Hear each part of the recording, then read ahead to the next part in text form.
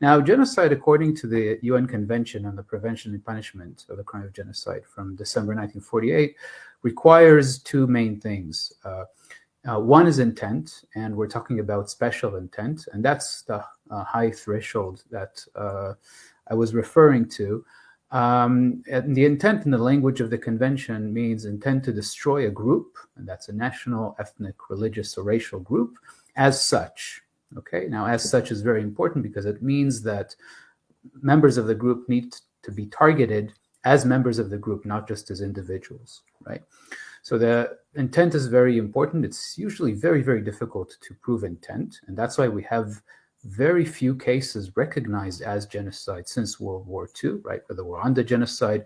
But we can think about all the wars and mass violence in the former Yugoslavia in the 1990s, and only the Srebrenica massacre is recognized as genocide. In any case, we have very few cases of genocide because it's very difficult usually to show intent to destroy. And that's what differentiates actually genocide from, for example, war crimes or crimes against humanity. And then once you establish intent, you also need to show the dynamics of violence on the ground, that they are actually genocidal in the sense that they fall into one or more of the 5 acts of genocide listed in the convention, which is killing members of the group, causing serious bodily or mental harm, creating conditions calculated to bring about the destruction of the group. And then there's also preventing birth within the group or forcibly transferring children from one group to the other. Now, the case of Israel's attack on Gaza is actually very unique. It's actually exceptional, I think, in a number of ways, but it's unique in the sense of discussing it as what I think it is, that is genocide, because the intent is so clearly articulated, right? And it's articulated throughout Israeli media and society and politics now. And anyone who follows Hebrew language sources is exposed to shocking language by members of parliament, by journalists, on social media, in public spaces, calling to annihilate Gaza, to destroy Gaza, to flatten Gaza, to kill everyone, so on and so forth. But it's articulated since the 7th of October, actually, by people with what's called in international law command authority, right, or command responsibility. That is state leaders, members of the war cabinet, and senior army officers.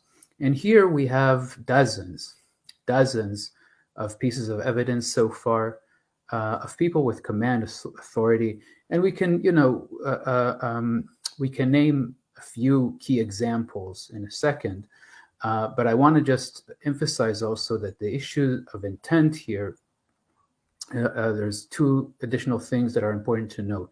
One is that it also comes in the Israeli case with a lot of dehumanizing language, right? And we'll refer to that. So there's intent to destroy, but the intent to destroy here is also accompanied with explicit dehumanizing language. And then there is a language that actually should get us to think about historical cases of genocide. I'm referring specifically to, for example, ideas about deporting all the Palestinians in Gaza to the desert, right? Because we know that deserts actually have been used in genocides historically in the 20th century, specifically as weapons of genocide. And I'm thinking specifically about the Armenian genocide, but also the destruction of Deir and Nama in German Southwest Africa in the early 20th century, and other cases. So we can come back to that. But let me just break down for a minute these issues of intent and the dynamics of violence. So intent here, I think we all remember Israeli President Herzog early on referring to, quote, all the nation there, that is all the people, all the Palestinians in Gaza are responsible for the Hamas attack. So taking a whole population, 2.3 million people, half of whom, by the way, are under the age of 18, right? And basically portraying them as enemy targets, right? As legitimate enemy targets.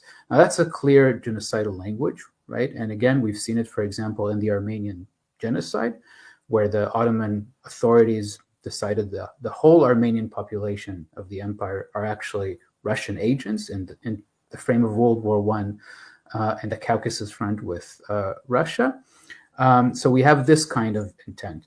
Then we have Israeli Prime Minister Netanyahu, who early on promised to turn Gaza into, quote, rubble, which indeed Israel did, right? It's also important to see that Israeli authorities and the Israeli army did what they said they'll do, right? But then on the 29th of October, as Israel was starting its ground invasion, Netanyahu invoked the biblical story of Amalek, which is a story about total destruction. Total, that's the key here, right? Where the Israelites are ordered to destroy all of Amalek. He then doubled down on this a few days later in a special letter to the Israeli soldiers and officers in the army, and again invoking the biblical story of Amalek. So we have a clear, basically, message from the head of the state, right, about the need to destroy a population that, as the president portrayed them, are all actually enemies. And we've seen this again and again, the portrayal of all Palestinians in Gaza as enemies. Now, we also, as I said, we have dehumanizing language. Israel Defense Minister Yoav Gallant, as we know, on the 9th of October, proclaimed the total siege, right, policy, cutting off food, water, fuel, medical supplies to Gaza, and describing Palestinians in Gaza as, quote, human animals. We also have Israeli state leaders and senior army officers and politicians describing Palestinians in Gaza as Nazis, and basically placing the Hamas attack on 7th of October in the frame of the Holocaust, right? Now, US President Biden did this as well, and actually senior politicians in Europe have also done this, and reinforcing this demonizing and dehumanizing language of portraying Palestinians as Nazis. Now, it's important to say, and the Hamas attack on 7th of October was an act of horrendous mass murder. It's without a doubt a case of war crime, and there are also crimes against humanity when you think about acts of torture, hostage taking, which is actually an ongoing crime, right? But it's not a crime related to the Holocaust in any way. And it's important to stress this. This idea of blurring completely different context, right? Of powerless Jews during World War II, facing one of the most powerful states and armies, Nazi Germany, and its allies. And here we have a very powerful state, Israel, with a powerful army, a nuclear power, backed by all the Western countries. And we have Palestinians who are for decades under Israeli settler colonial rule, Israel military occupation, siege, decades of documented crimes against them. Very, very different context. None of this takes away from the horrific nature of the Hamas attack on 7th of October, but the portrayal of the Hamas, and then by extension Palestinians, and in some cases it's just explicit, all Palestinians are Nazis. And again, this is something that is reproduced also by politicians in the US and the European Union.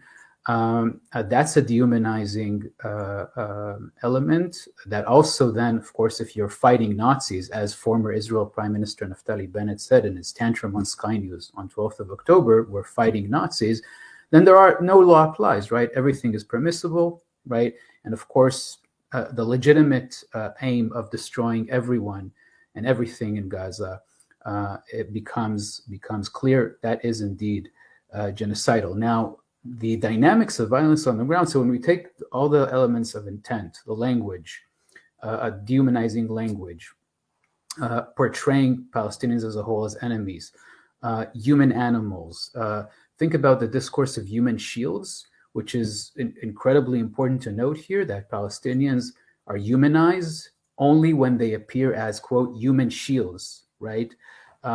Which is, of course, incredibly dehumanizing.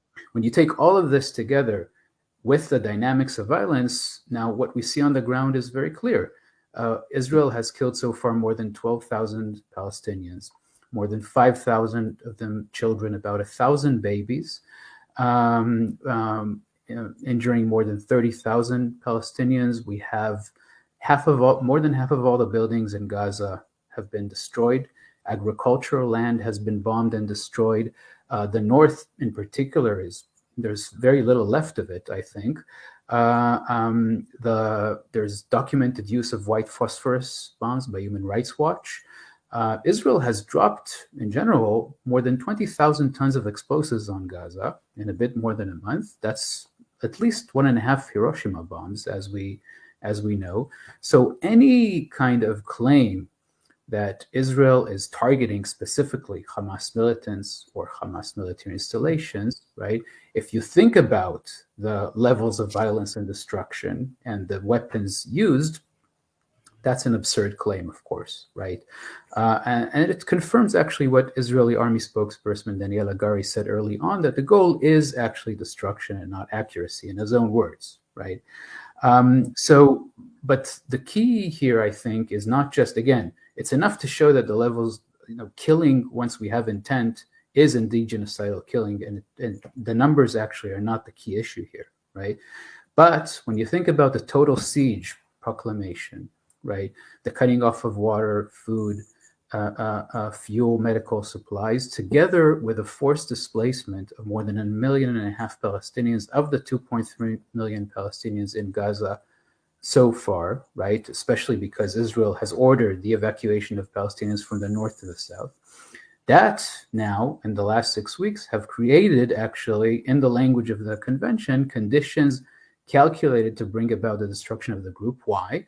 Because indeed, the siege has created what it was meant to create. That is, we now face starvation conditions in Gaza, right? Palestinians, they are facing starvation, surviving on less than 2 pieces of bread a day, 3 liters of water a day. Now, the World Health Organization recommends at least 100 liters of water a day for everything, cooking, washing, drinking. Of course, Palestinians are now surviving on 3 liters of water a day.